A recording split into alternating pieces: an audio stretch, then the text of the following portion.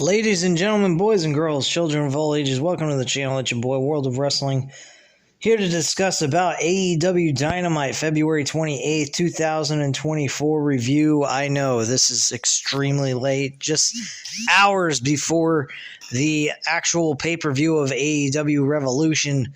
I will give you guys a full-on coverage of AEW Revolution.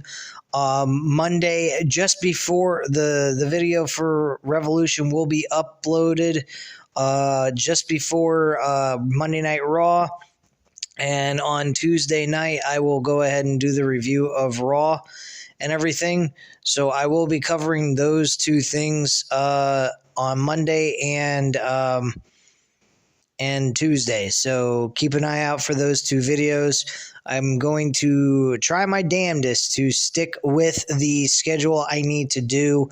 I can't promise you that I will be doing reviews immediately after they go off the air. I mean, Dynamite is definitely easy to cover because it ends at 10 o'clock. So I'm going to try to stick with trying to do reviews for Dynamite the time after, once the show ends, and give you guys a full-on review and get that over and done with, because I know I've been really delaying on these videos and they haven't been coming out the way they used to. So I want to get back in the swing of things. I'm slowly but surely trying to do that, and I'm noticing that the channel is growing somewhat, so I'm very happy about that. And I thank you guys very much for your support and sticking by me, even though I haven't been very consistent with all my content like I used to. But we will go ahead and stick to this and get this shit done correctly the way we used to. So let's get things started, shall we? We kickstarted the show with Hangman Page. He pretty much said that he was injured, he couldn't wrestle, his ankle is messed up, so forth. And that's pretty much what he said. So the match is going to be a one-on-one match, apparently, quote-unquote. So the crowd ends up booing at this reaction, though the mood changes as Swerve Strickland makes his way out. Swerve waits for the chance to die down before addressing the past 6 months and the battles they've had, saying he didn't expect this to happen. He targeted Hangman Page because of his reputation, and to say he doesn't respect Page would be a lie, but you cannot change fate and you cannot change destiny. He also brings up about the fact he was standing in front of his child's crib, looking down upon his kid. So kind of makes you wonder what kind of guy Swerve Strickland is, but hell of a fucking competitor. So Swerve says that his destiny is to go into Revolution and become the AEW World Champion. A statement that the current champion takes a barrage with. As Samoa Joe steps onto the stage, he says, "These men talk about destiny," and notes these two enemies seem to be trying to hug it out before offering some truth to the crowd. He calls them out for focusing on each other, seemingly avoiding eye contact with the champion. Joe runs down Page before saying he and Swerve are hungry, accomplished wrestlers, but they need to realize that the only reason they're hungry is Joe is starving them, because he is the AEW World Champion and will whip one or both of them. Swerve reminds Joe that he is more than just a hungry competitor, saying he will do whatever it takes to become a champion. After he beats Joe, who knows what will happen? Maybe he'll go back to commentary wearing a poncho in the rain. That was fucking hilarious. Swerve declares this is his house, but is soon blindsided by Hangman Page, who lays into Strickland before yelling at him and Joe that he will be champion at Revolution. I thought this was an excellent segment, very enjoyable. Nice little swerve by Hangman Page, no pun intended. Or Maybe it was.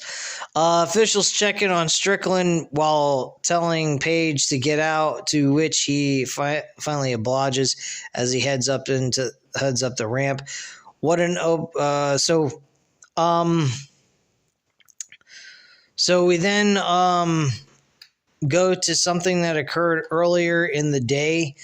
As the Young Bucks arrive at the arena, where Renee talks to them about their match at Revolution, Sting's final appearance on Dynamite tonight. She asks them about the meeting with Ric Flair, but get little response aside from "it went amazing." Before Matthew asks if Renee had seen Sting, because the pair planned to conduct an exit interview, a point by the appearance of a pair of baseball bats, and the Bucks invite the camera tech to follow them as we go to a commercial break. Back from commercial break, a video package is shown the battle between Bryan Danielson and John Akuma. I don't know, led to a scuffle with Eddie Kingston and FTR, leading to a trios match tonight. I'm looking forward to Eddie Kingston versus Bryan Danielson. That's over the Continental Championship. That should be a fun match. I'm certain that was all built up over the Collision show, which I don't watch. I may start watching it again. Who knows?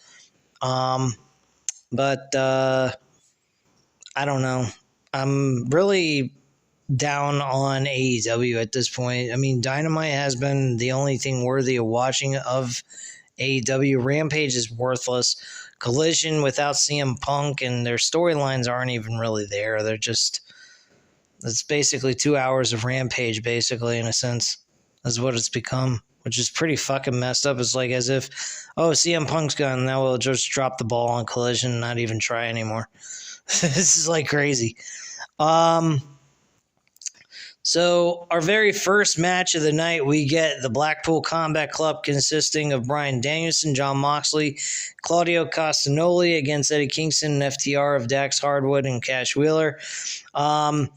This match was not bad, honestly. I thought this was a solid, entertaining matchup. And they both really worked. Both teams were pretty good as a whole. And they win by submission and get the W, and that's how the match ends. So the trios match ends between BCC and FTR and Kingston. As BCC celebrate, we get a video package of Chris Jericho as the Lionheart Chris Jericho, facing Atlantis in the CMLL, and teaming with the Luchador ahead of tonight's match between Jericho and Atlantis Jr.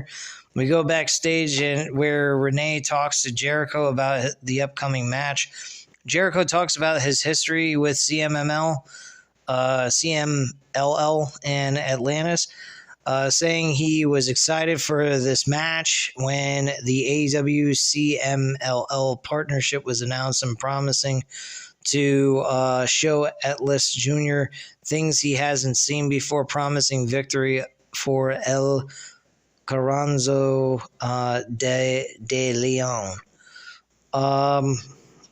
That match was actually pretty decent. I enjoyed watching that one. It was a fairly decent match overall. We head back to ringside as Tony Schiavone welcomes Will Ospreay to AEW, the man making his first appearance as an official member of the AEW roster. As he heads to the ring, we are reminded that Ospreay competes this Sunday at Revolution against Takeshita. As Ospreay enters the ring, Ospreay says hello to Huntsville crowd and thanking them for being so inviting as he addresses what went down between his last New Japan match and tonight, showing his appreciation as he is prepared to be all elite. He then reminds the fans that he has been around here before, beating the likes of Orange Cassidy, Kenny Omega, and Chris Jericho. He says he's been rolling around with the Don Callis family, and everything has been good, something Callis apparently wants to address as he and the rest of the family make their way to the ring. Don Callis then says there's nothing he likes more than a Don Callis family reunion. Amidst a sea of boos from the crowd while Callis addresses what he and Ospreay accomplished together. With his previous matches and promising to top that with the match of the decade, bringing the best wrestlers of the world together in Takeshita and Will Ospreay. Don says this is like Michael Jordan, Scottie Pippen going hard at each other during practice and then getting together to win championships. It doesn't matter who wins at Revolution because ultimately the winner will be the Don Callis family. He tells Ospreay and Takeshita to shake hands, which they oblige, but not without a few words for each other, which Don tries to shake off as just a bit of friendly banter ahead of their match, which I believe this is going to lead to them discontinuing this group because, honestly, I don't think this Don Callis family is going anywhere. I mean, really, there's nothing here at all that is noteworthy at all for them. They haven't done shit since Chris Jericho disbanded was done with the storyline with the Don Callis family. So it is what it is, I guess. We go backstage where Eddie Kingston starts to talk to Renee about his match at Revolution before the Continental Crown champion is interrupted by the Young Bucks looking for Sting. They run the champ down for his look before moving on to look for the Icon with Kingston, who walks off as we go back to ringside. Back at ringside, we get ready for our next match as Orange Cassidy heads to the ring first, followed by Nick Wayne before this match gets underway. So we get Orange Cassidy defending the International Championship against Nick Wayne, which was a very good, entertaining match. Nick Wayne was very good in this match, doing a lot of high-flying maneuvers in certain spots of this match. Orange Cassidy and him gelled very well together. Good performance by both men in this matchup overall. Truthfully, it was a noteworthy match that could have been used for a pay-per-view spot. But I don't like how they're overusing Orange Cassidy to defend that international championship. I don't think it's all that impressive. It doesn't really help storylines, I think, in a sense, with him defending the title so damn much. It makes it very predictable as well when he's leading into storylines like what he is now with Roderick Strong. I hope Roderick Strong actually does win the match against Orange Cassidy at the pay-per-view tonight, because to be quite frank, I'm really over and done with this shit with Orange Cassidy being champ. It's been watered down pretty much at this point, and at this point, I'd rather see Roderick Strong be the guy carrying that title, which I think is probably what's going to happen anyway. The celebration, though, was cut short as Roderick Strong runs down in to beat the champ down ahead of their match in Revolution, eventually walking off as the officials check on Orange Cassidy, and that was pretty much that. So back from break where Renee talks to the Bang Bang Scissor Gang, this group needs to go. I am over this fucking faction. This faction sucks. Ahead of a match at Collision this Saturday, didn't watch it, didn't care. They joke around a little about Max's failed rap last week before agreeing to who is competing at the show because everybody loves the Acclaim. Bang Bang. Wow. Big whoop. Back at ringside, we have Chris Statlander heading over to the ring for the next match, which Chris Statlander had a match with Sky Blue. It's whatever, really. Sky Blue ends up winning the match thanks to the help of Julia Hart. Julia Hart was doing some good stuff, and they've kind of just basically taken her off television unless she's on Collision, which I don't know because I don't watch Collision. I don't know too many people that do, so it is what it is. I was more busy watching boxing and UFC last night, so I don't particularly care about fucking the Collision. And this is coming from a hardcore wrestling fan. So we go backstage where the Young Bucks continue their hunt for Sting, arriving at his locker room only to find a bunch of baseball bats hanging from the ceiling. This confuses and enrages the Bucks as we go to a commercial break. Back from the commercial break, Lionheart Chris Jericho heads to the ring to have his match with Atlantis Jr. Again, like I said, this match was very fun, very enjoyable, and Chris Jericho ends up winning the matchup and picking up the victory. There was a show of respect, though, between Jericho and the two luchadors, showing that any animosity was reserved for the in-ring action as the fans show their appreciation for the CMLL stars. And that's pretty much what happened there. Very decent action overall, but nothing too crazy. We get a rundown of what's to come this weekend leading into a massive card for Revolution. And then we head back to ringside as the Young Bucks head down with their baseball bats in hand. They start jaw-jacking with a few fans wearing Sting masks, only for one of them to attack them, revealing it's Darby Allin in the process. The Bucks turn it around on Darby, however, bringing him to the ring where they hit the tag champion with the EVP trigger. They look to continue the beatdown by calling out Ric Flair to make his way down to the ramp. Flair enters the ring looking to lay into Darby with the baseball bat, but he goes after the Bucks instead, reminding them why he's called the dirtiest player in the game. Bucks quickly get their revenge on Flair with a low blow, beating him down until Sting's music hits. Matthew and Nicholas head up the ramp with their bats and looking to catch him at the stage, but the Icon repels down to ringside instead, as if this was the 1990s and he was the Crow Sting. I never thought we'd ever see something like that happen again. And I actually thought that was kind of a very stupid spot to do. God forbid something happened to him. He could have died. I mean, that's the reason why they stopped doing it is because of Owen Hart's passing. So, I mean, thankfully nothing bad happened and they were smart about it.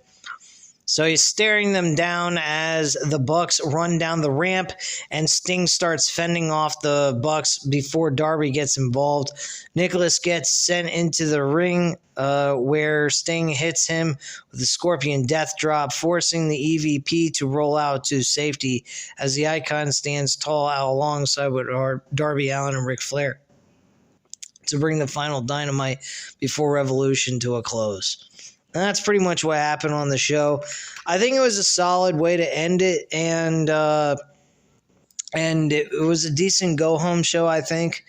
Again, though, they need a lot of work for their week-to-week programming.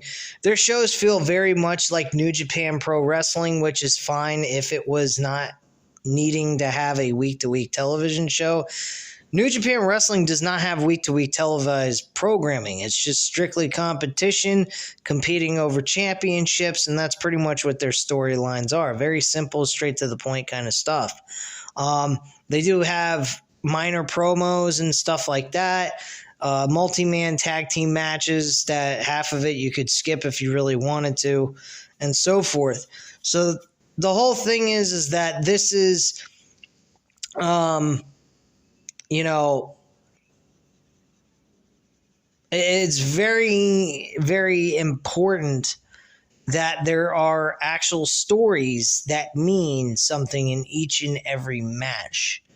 Not every storyline was taking place in every match like WWE has been doing as of late. And AEW used to have a more consistent storyline tellings taking place in these shows. And right now, I'm not really all that impressed. I'm enjoying the product, though. I mean, don't get me wrong. I think their wrestling is amazing.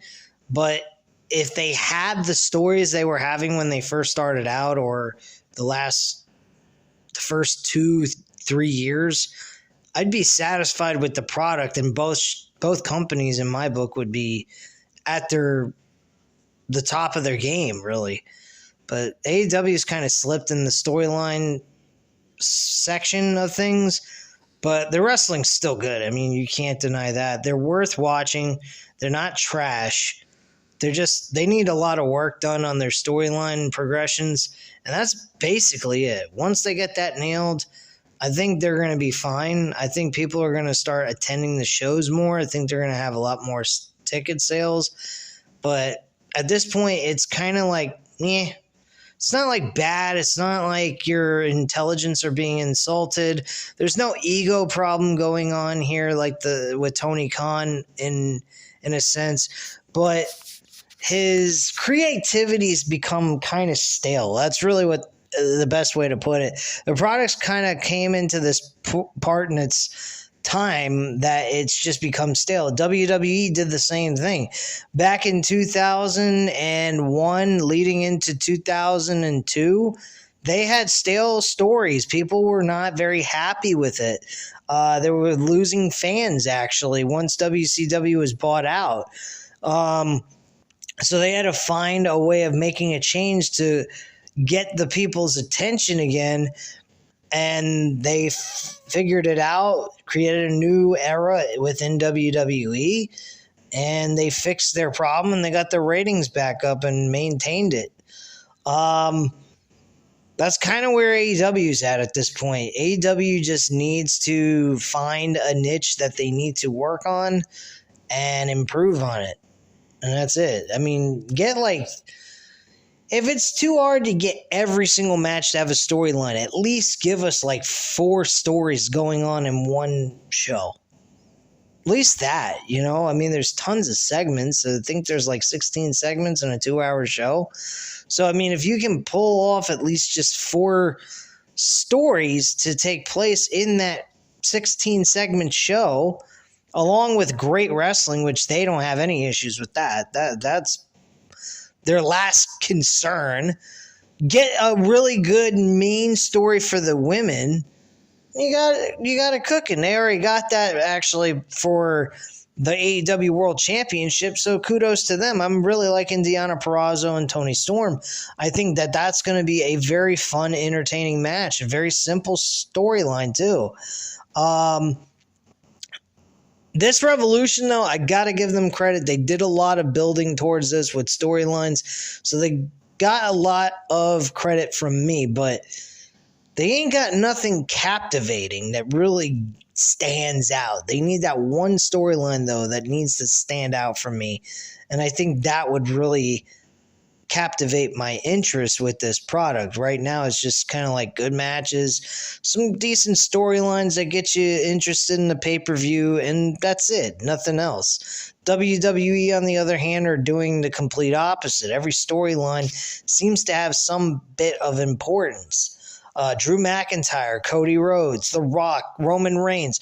These guys all have major storylines. Seth Rollins too, being both two different storylines between Drew McIntyre and Cody Rhodes, Rock and Roman. I mean, it is really entertaining to see what's going on there. Here, it's good. It's not bad. I'm not going to say that they're shit. There's no way in hell I could say they're shit. But they need something to really captivate the audience, and I think that's what they're missing. Once they get that figured out, I think they'll be back to their winning ways with the the ticket sales and so forth. So that's just my viewpoint on that. Let me know what you guys think. But at this time, you know what to do. Hit the like button if you like this video. Hit the subscribe button if you're not already subscribed to the channel, of course. Leave a comment down below. I'll definitely get back to you on that. Thank you guys very much for watching. Have a great night, guys, and I'll speak to you again tomorrow for AEW Revolution pay-per-view. Bye.